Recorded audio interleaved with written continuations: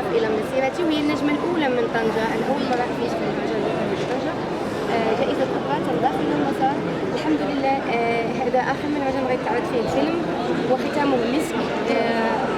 بالنسبه لي انا غنطوي صفحه هذا الفيلم باش ندوز الفيلم ان شاء الله الاخر. انا في الكتابه نتلاقاو مره اخرى علاش لا في محافل دوليه ولا هنا باش نقدموا افلام جديده. الجميل في الامر واللي بغيت نوه به هو هذا، نتوما كتشوفوا معايا هذه القاعه هذه اللي ولات عندنا في المهرجان الوطني بطنجه، كيفاش الكم والكيف ديال الافلام هاد السنه، كيفاش حضور النسوي كان كمخرجات كلجان تحكيم، رئيسات لجان تحكيم، وكذلك الورشات اللي تمت في طنجه.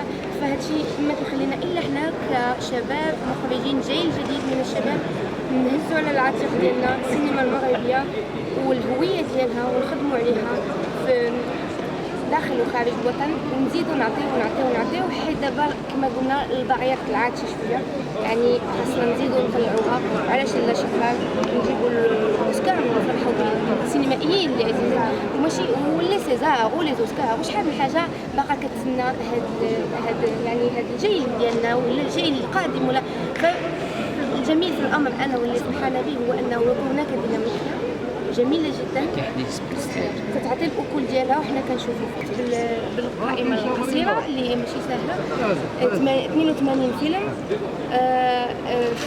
في المرحله الاولى، وبالتالي كنكونوا حنايا في القائمه ديال القصيره المختصره ديال 15 فيلم، فماشي سهله. وهذا من المجهودات ديال المركز السينمائي ووزاره الثقافه والسيد الوزير محمد بن سعيد اللي السيد الزداني اللي كانوا قراو واحد القراءه وشافوا كيفاش ندعموا السينما المغربيه باش تمشي للمحافل الدوليه. واليوم حنا قادرين نمشيو ما بعد الاوسكار، يعني غير خاص الخدمه في الافلام، حيت الاوسكار ما هو الا واحد الجائزه خاصك تخدم عليها تقنيا باش توصل لها، ولكن خاص الفيلم اللي غيمشي للاوسكار.